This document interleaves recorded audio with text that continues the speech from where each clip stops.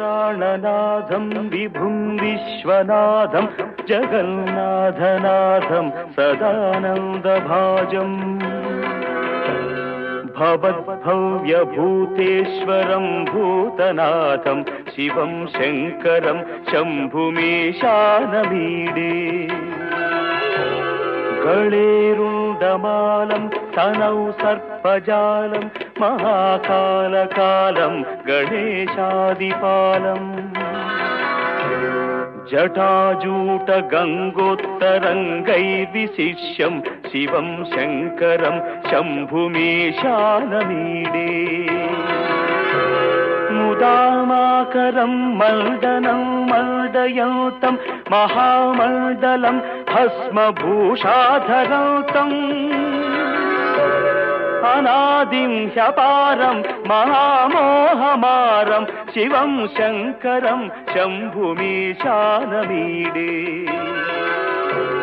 वटाधोनिवासं महाट्टाट्टहासं महापापनाशं सदा सुप्रकाशम् गिरीशं गणेशं सुरेशं महेशं शिवं शङ्करं शम्भुमीशानमीडे गिरीन्द्रात्मजा सङ्गृहीतार्धदेहं गिरौ संस्थितं सर्वदा सन्निगेहम् परब्रह्म ब्रह्मादिभिर्वन्द्यमानं शिवं शङ्करं शम्भुमीशानमीडे कपालं त्रिशूलं कराभ्यां दधानं पदाम्भोजनं राय कामं दधानम्